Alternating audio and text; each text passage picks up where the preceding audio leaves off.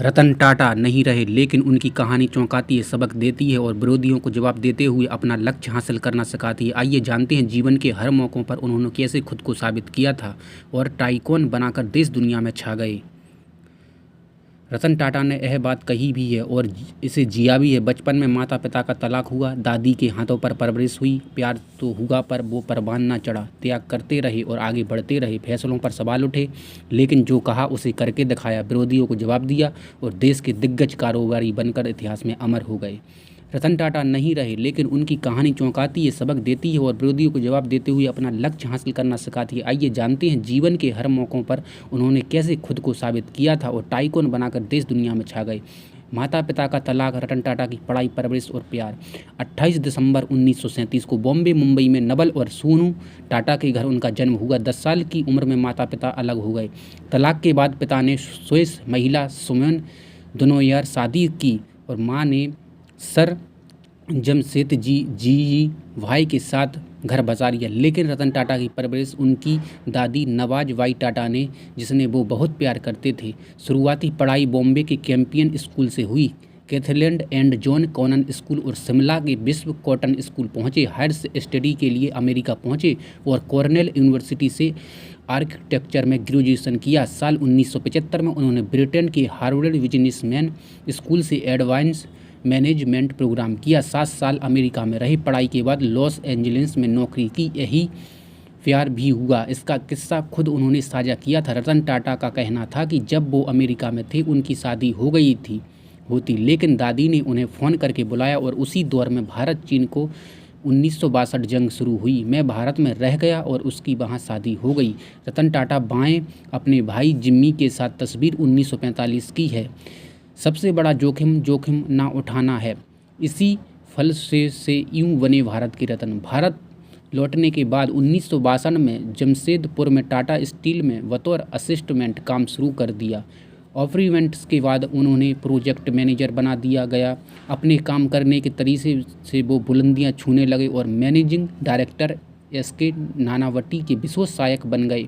उनकी सोच और करने के अंदाज ने उनका नाम मुंबई तक पहुंचा दिया और जेआरडी टाटा ने उन्हें बॉम्बे बुला लिया। उनका कहना था कि एक ही चीज़ दुनिया में इंसान को नाकाम बना सकती है, वो है जोखिम ना उठाने की आदत। रतन टाटा का कहना था सबसे बड़ा जोखिम को ना उठाना है। जेआरडी टाटा ने उन्हें कमज़ोर कंपनियां सेंट्रल इंडिया मिल और नेल्को को वापस जिंदा करने की जिम्मेदारी सौंपी। जैसी उम्मीद थी वो कर दिखाया। 3 साल के अंदर वो कंपनियां प्रॉफिट करने लगीं। 1981 में रतन टाटा को इंडस्ट्री का प्रमुख बनाया गया। जेआरडी जब 75 साल के हुए, चर्चा शुरू हुई तो उनका उत्तराधिकारी कौन होगा। लिस्ट में कई नाम थे। खुद रतन टाटा को भी लगता था कि उत्तराधिकारी की कुर्सी 2 ही दावेदार हैं, पालखीवाला और रूसी मोदी, लेकिन जेआरडी टाटा की नज़र रतन पर थी। 86 साल की उम्र में जब उन्होंने अध्यक्ष पद से इस्तीफा दिया तो 1991 में रतन को उत्तराधिकारी बना दिया। 10 मई 2008 को उन्हें तत्कालीन राष्ट्रपिता प्रतिभा पाटिल पद्म भूषण देकर सम्मानित की गए।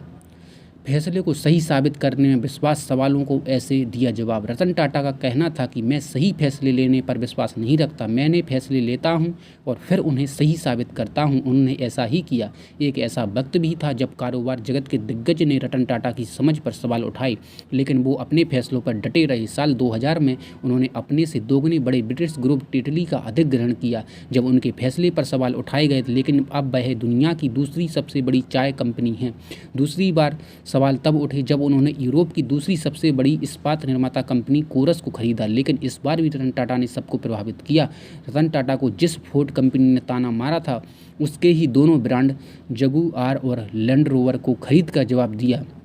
धैर्य के साथ चुनौतियों का सामना, जिस फोर्ड ने ताना मारा उसके ब्रांड को ही खरीद लिया। रतन टाटा का मानना था कि धैर्य और दृढ़ता से साथ चुनौतियों का सामना करना चाहिए, क्योंकि ये सफलता की आधारशिला है। उन्होंने इसका उदाहरण भी पेश किया। नैनो से पहले उन्होंने 1998 में टाटा मोटर्स की भारतीय बाजार में उतारा। यह भारत में डिजाइन हुई पहली बार कार थी। इससे सफलता नहीं मिली तो फोर्ड मोटर कंपनी को बेचैन करने वाला फैसला भी लिया गया। बातचीत के दौरान फोर्ड ने रतन टाटा पर ताना मारा कि अगर वो इनकी इंडिका खरीदते हैं तो भारतीय कंपनी पर बहुत बड़ा एहसान करेगी। इस बात से रतन टाटा और पूरी टीम नाराज हुई। डील कैंसिल कर दी गई। 10 साल बाद हालात बदले। फोर्ड अपने बुरे दौर में पहुंची।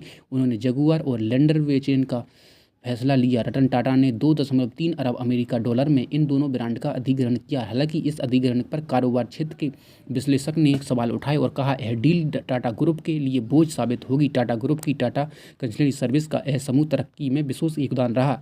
इसने कंपनी के पिछड़ने के लिए तमाम चुनौतियां, विवाद और उपलब्धियों के बीच टाटा समूह उन कारोबारी ग्रुप में शामिल रहा जिन भारतीयों पर विश्वास कभी डगमगाया नहीं। फिर चाहे कोविड के दौरान में 1500 करोड़ रुपए की राशि दी गई मदद और फिर मरीजों के लिए अपने लग्जरी होटल का इस्तेमाल करने देगा। साल 2011 में बेंगलोर में हुए एरो इंडिया प्रोग्राम ने बोइंग फाइटर की सवारी करते रतन टाटा फोटो और चलते चलते विवाद भी जान लिए। सफलता की राह में रतन टाटा का सामना विवादों से भी हुआ। साल 2010 में विवाद तब पैदा हुआ जब लोबिस्ट नीरा राडिका और उनकी टेलीफोन बातचीत लीक हुई। उस टैप में नीरा की नेताओं, टॉप बिजनेसमैन और पत्रकारों से बात हुई शामिल थी। साल 2020 में टाटा समूह के ज्वेलरी ब्रांड तनिष्क का एक विज्ञापन जारी हुआ जिसको लेकर दक्षिण पंथियों ने सवाल उठाए और ट्रोल किया गया। इसके बाद विज्ञापन का वापस लेना पड़ा। 2016 में एक और विवाद उठा जब रतन टाटा ने 24 अक्टूबर 2016 को टाटा समूह के अध्यक्ष साइरस मिस्त्री को 1 घंटे से भी कम समय के नोटिस पीरियड पर बर्खास्त कर दिया।